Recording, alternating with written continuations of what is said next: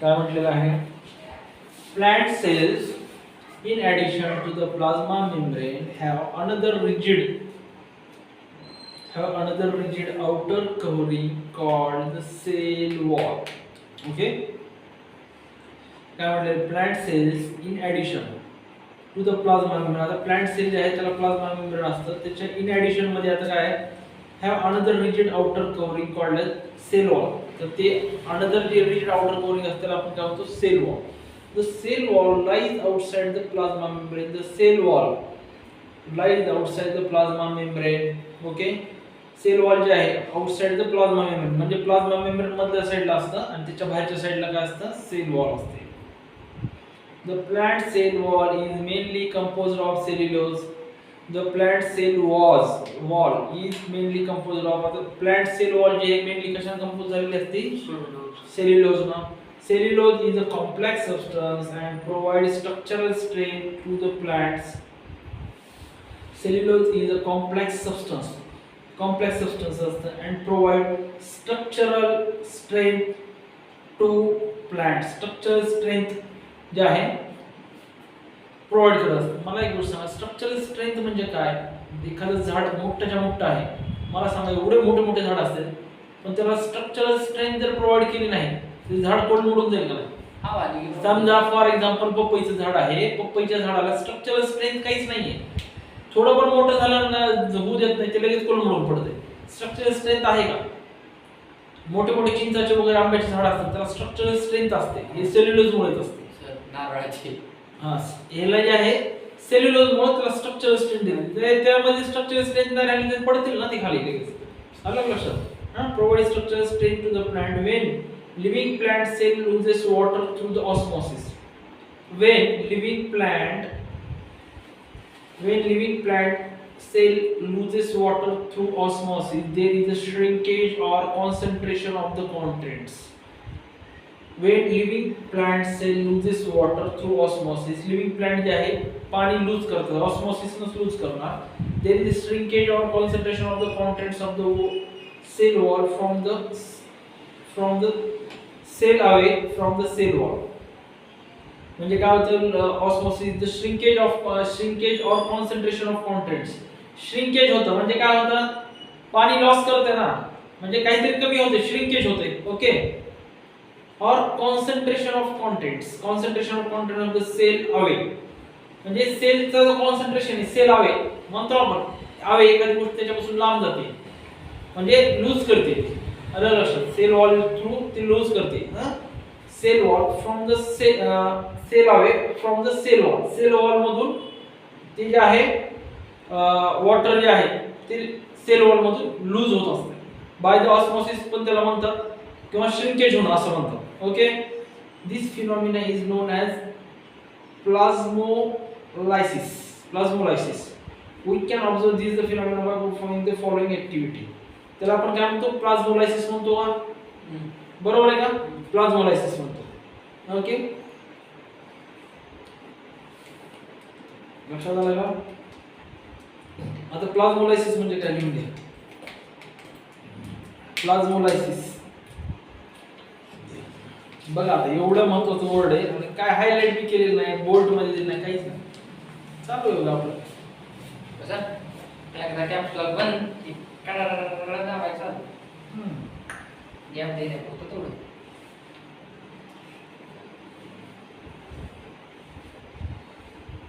बघा काय म्हणले? When living plant cell loses water. लिहा when a living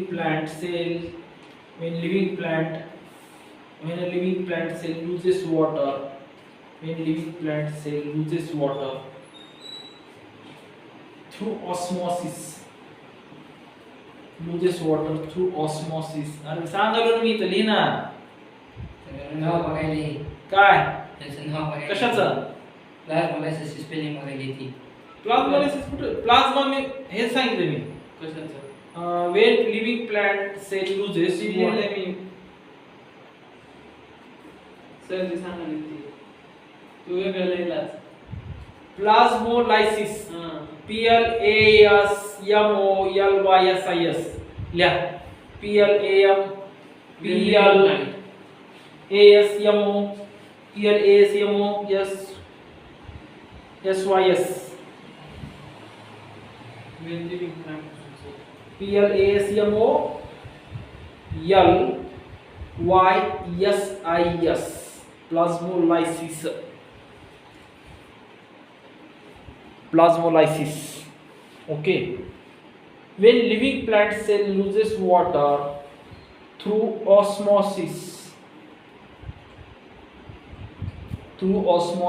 there is a shrinkage or concentration of contents. Through osmosis, there is a shrinkage or concentration of contents. There is a shrinkage or concentration of contents.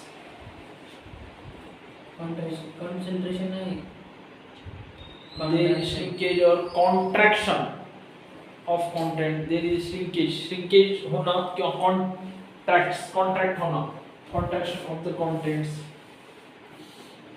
of the cell. कॉन्ट्रॅक्शनचा meaning सांगा नाही का? Contraction, expansion, contraction. Expansion म्हणजे expand होते, contraction म्हणजे असं कसंही होते, म्हणजे आकसून बसलं. हा तसं अलग लक्षात. कॉन्ट्रॅक्शन म्हणजे आकसून बसल्यासारखंच ना, श्रिंकेज सारखंच. ऑर म्हणलं or of the contents of the cell away from the cell wall. Cell away from the cell wall. Cell away from the cell wall. This phenomena is known as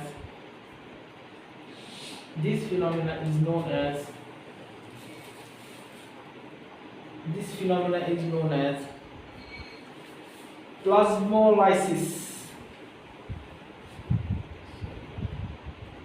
बघून काय लिहितात सांगा एवढी 440 एक statement. प्लाझ्मोलायसिस. इकडे बघा. What do we infer from this activity? It appears that only living cells and not dead cells are able to absorb the water by the osmosis. Cell wall permit the cells. इकडे बघा काय म्हटलेलं आहे. Cell wall permit the cells of the plant, fungi and bacteria to withstand very dilute hypotonic external media without bursting. In such a media, cells tend to take up water by osmosis. Huh? By the osmosis, the cell swells building. Okay, the cell swells, building up pressure against the cell wall. The wall exerts an equal pressure against the swollen cell. Because of their wall, such a cell can withstand much greater changes in the surrounding medium than the animal cells. काय म्हटलेलं आहे?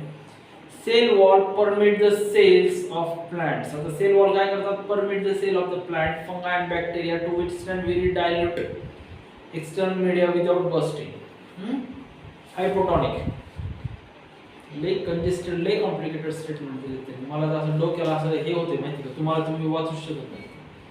Sale wall permit the cell plant. आता cell wall काय करतात? Cell wall जे cell plant ते permit करतात fungi bacteria to withstand very dilute. फंगायला आणि बॅक्टेरियाला विथस्टँड म्हणजे सर्वाइव्ह करण्यासाठी very dilute external media without bursting.